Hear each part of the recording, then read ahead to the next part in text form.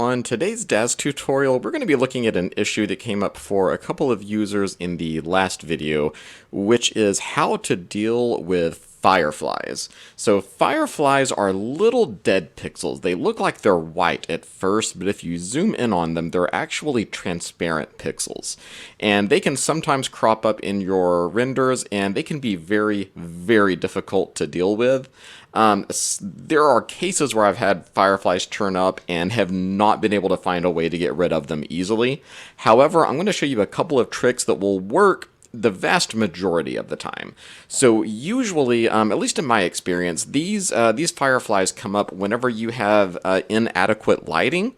So if there's an area that is like completely dark or black, or just where the light in the scene doesn't reach, sometimes you can have fireflies come up. One of the worst parts is you can't always see them in the preview pane. So if you look at the window that I have open right now, I've got a preview pane and it looks pretty good. It's a decent render. It's very, very dark, as you can see. But I hit the render button on this one earlier and I had fireflies come up. Now, the reason that I picked this environment in particular, I really like the scene. This is a great dorm room environment, but I used this one in a visual novel a year or two ago, and I use this one in a lot of different scenes, and I always had trouble with fireflies, and I actually learned how to deal with them specifically because of this one room. And I find that some models, some rooms, some environments, some figures, like even some of the human figures that you use, for some reason are just more prone to fireflies. And honestly, I've researched this to death, and I'm not entirely sure why that is. I don't know why some environments or some objects have loads of fireflies and some of them just never have them. But at any rate, I picked this one because I knew that this one is prone to fireflies. So the first thing I'm going to do is, I've already rendered this one, and I'm going to show you what my finished render looked like. And it looked like this. So you notice this looks quite a bit different. I mean, it's obviously the same scene, the same room, but now I have these little white dots, which, as I said, are actually transparent pixels.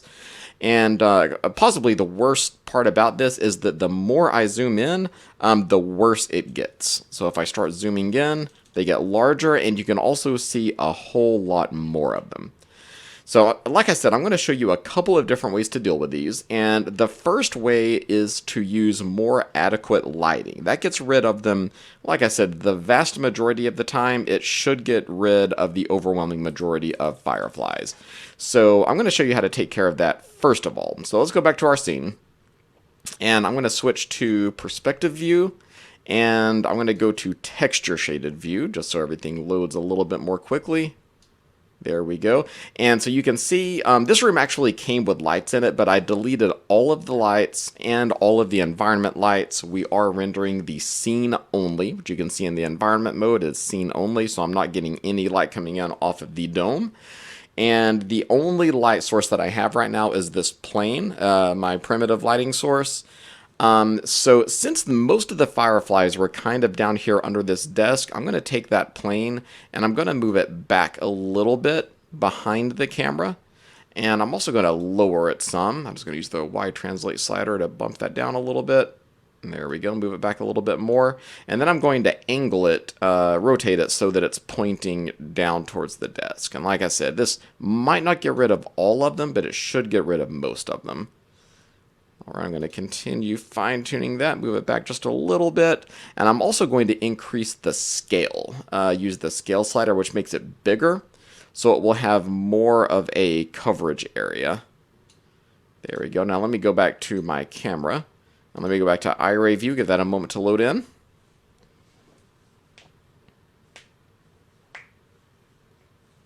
There we go. Still looks pretty much the same, and I'm actually starting to see some of these fireflies pull up in the image. I will say while I'm fixing this that you can try. Let me go to. There we go. So if you go over to the progressive render section on your render settings tab, sometimes if you let it render for longer, so if you increase the rendering quality or increase the max time that it can render, sometimes that can get rid of the fireflies. This image was sitting here for quite some time rendering, which might be why some of those weren't showing up in the preview pane, but now you can see in the preview pane they're starting to appear down there under the desk. Alright, so the first thing I'm going to do is go to my plane, and let's go to surfaces. So if you need a refresher on how to use a perimeter as a lighting source, I'm using an emissive texture. I will link to that on the screen now, so be sure to check that one out, because I'm not going to go over these controls in detail, since I've already done that in the other video. So I've already got my temperature set at 6500K, which is where we want that. I'm going to start bumping up the luminance a bit. There we go. So that's working some, but it's also making it look a lot brighter in the room, which I don't necessarily want. Let's say I want to do it to retain that nighttime effect. So I'm going to do that by changing our light's emission color to more bluish. There we go. Now it's starting to look a little darker, a little duskier. And let me see, what else can I do? I'm going to bump up the luminance just a little bit more. There we go. And you can also raise the emission temperature if you like to get a little bit more of that bluish effect. And I'm going to subdue that color just a little bit. There we go. That is more in line with what I'm going for. So I'm still getting a couple of fireflies down there, but not nearly as many, and those should start to disappear as it renders further. But I'm going to go ahead and hit the render button on this one, and in a few minutes we'll check this one out and see what it looks like.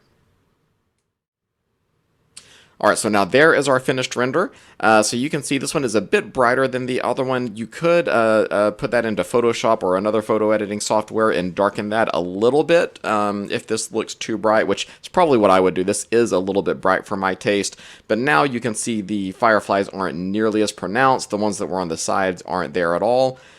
However, if I zoom in a little bit on this one, you will be able to start to see them appear. So you can kind of see them under the desk, and they're actually a lot. It looks like there are more of them now. They're just a little bit less pronounced. And I actually don't think these are entirely transparent. I just think that these are light gray. Yeah, if I zoom in, these don't actually look like transparent pictures. So that might be another kind of artifact. But you've heard me say the rule before that if you can't see it, it doesn't exist. So if you're okay with that resolution and the way that it looks, then that is totally fine. Just use your own judgment. However, if you do want to get rid of all the fireflies, then I can show you another way to do that. And this also works if maybe you don't have a whole lot of them. Maybe you just have a dozen or two, and you can just go by and fix them manually. Let's say your image render took a really long time and you don't want to have to go back and re-render the entire image and lose all that time. I can show you how to take care of this in Photoshop. This can probably be done in other photo editing software. If anybody has any tips or if you know of any other videos, feel free to post those in the comments below. I would love to check that out. But the only photo editing software I really know how to use is Photoshop. So I'm going to go ahead and pull that up.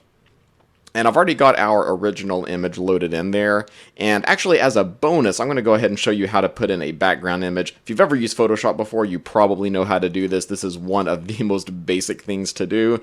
However, it took me a little while to figure out. I'm self-taught with all of this software. So I have another image pulled up that is a nighttime landscape. This is a free image. It was labeled for reuse with modification off of Google Images. So I took it, and it was actually a daylight scene, and I just modified it to look like nighttime. It doesn't look great, but I think it's going to serve our purposes okay. So what you want to do is use the selection tool.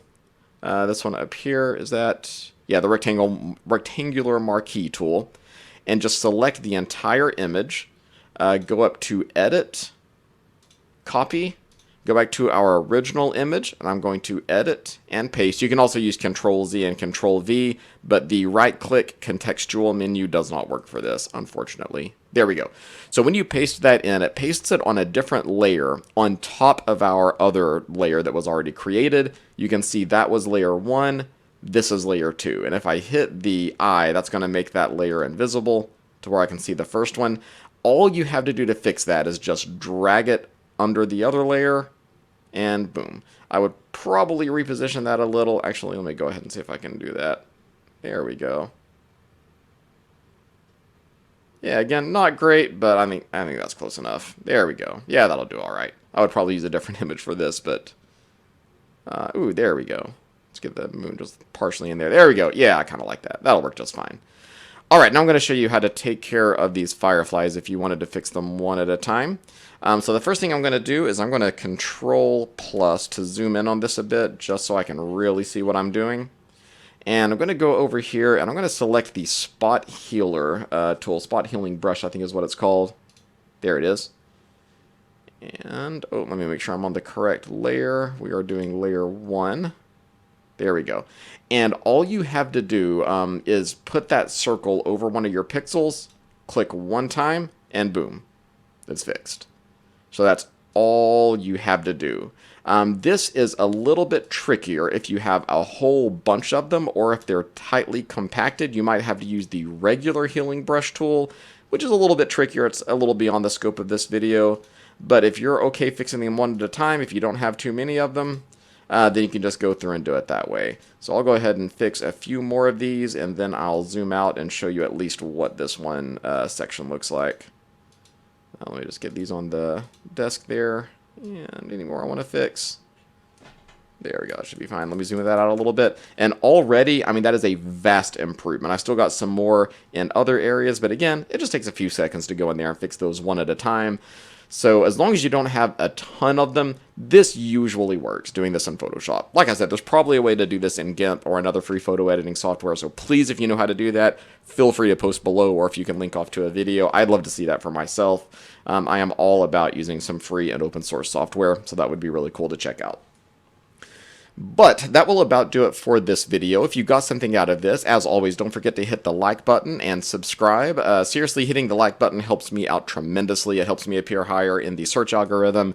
So thank you for doing that. It only takes a moment. Also, leave me a comment if you have any questions, or if you want to show me any of your stuff that you've done using these techniques. I would love to see those as well. So feel free to link me off to some of your images. I would love to see some of that stuff. And if you want to put some of your models to use in interactive visual novel, be sure to check out my other channel where I do tutorials for the visual novel engine RenPy. I will link to that in the description below. And with that, I'll go ahead and sign off. So thanks for watching as always, and I will see you in the next one. Goodbye.